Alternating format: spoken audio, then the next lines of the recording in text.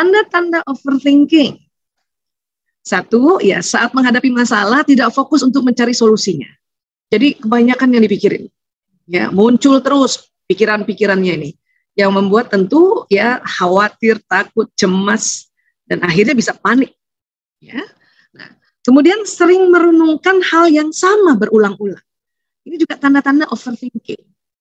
Kita boleh kok merenungkan sesuatu, tetapi hal yang sama berulang-ulang, terutama hal-hal yang nampaknya membuat kecemasan atau ya kekhawatiran, ini yang nantinya merugikan. Ya. Kemudian ya rasa cemas buat susah tidur nyenyak. Jadi susah banget untuk masuk tidur dalam, yaitu gelombang yang kita sebut delta. Ini sulit sekali. Padahal gelombang delta inilah yang nanti kalau kita bisa tidur mencapai gelombang delta, walaupun itu nggak bisa lama ya, kurang lebih mungkin 10 menit, 20 menit, delta itu ya, itu yang membuat kita ya, badan ini melakukan pemulihan, apalagi kalau sakit. Orang yang overthinking, semakin sakit, semakin overthinking, maka susah banget tidurnya nyenyak. Ini tanda-tanda overthinking. Kemudian seringkali kesulitan membuat keputusan. Saking udah takut, khawatir, cemas, akhirnya panik nanti. Ya. Kemudian sering terlalu menyalahkan diri saat salah ambil keputusan. Ya, jadi memblaming dirinya. Inilah tanda-tanda overthinking. Teman-teman ada yang sedang seperti ini kah? Ya, sore ini kita belajar untuk menterapi ya, supaya ya overthinkingnya ini bisa diatasi. Oke? Baik, kemudian kalau panic attack, ini tadi munculnya rasa takut atau gelisah berlebihan secara tiba-tiba. Ini tentu nggak datang ujuk-ujuk kata orangnya, tiba-tiba nggak. Ini sebelum-sebelumnya tentu sering panik, sebelum-sebelumnya sering gelisah, sebelum-sebelumnya sering khawatir gitu. Nah, akhirnya berakumulasi sehingga suatu ketika ya muncul rasa gelisah dan takut berlebihan tiba-tiba. Ini namanya panic attack.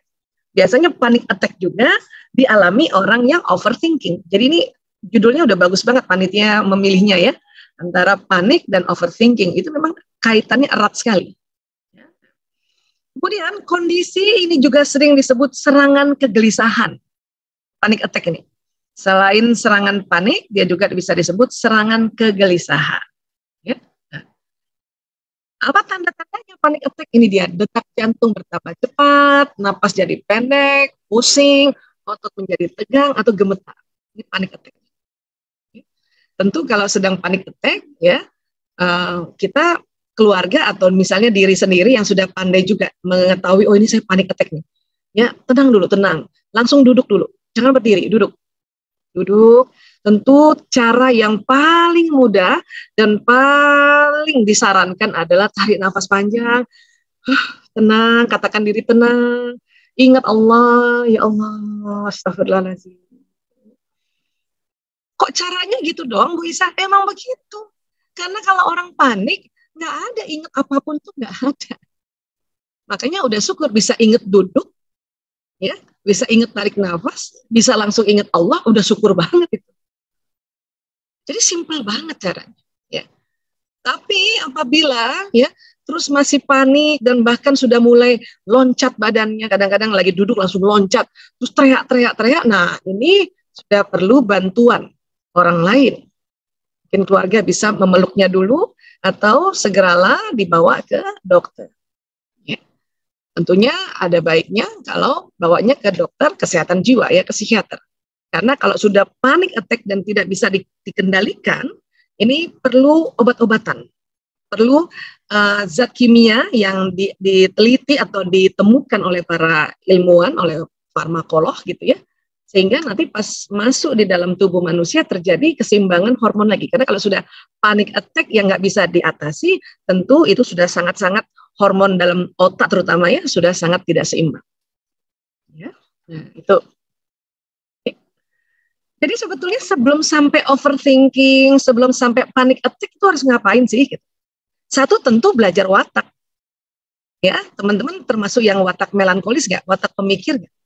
Kalau iya, ya pemikir atau pengamat bisa juga ya pengamat. Tapi memang pemikir yang lebih dominan ya, basic dari overthinking ini.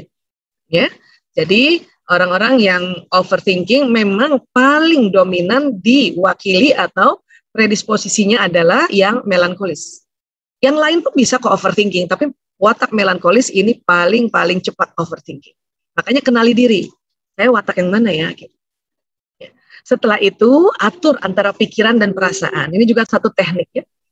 Makanya ada kita sebut teknik frekuensi pikiran atau akal ini kita samakan ya dengan perasaan atau kolbu. Ya. Apa yang membuat orang panik? Kalau apa yang membuat overthinking itu adalah watak. Tapi apa yang membuat orang panik itu karena kita punya otak emosi. Ini di otak kita.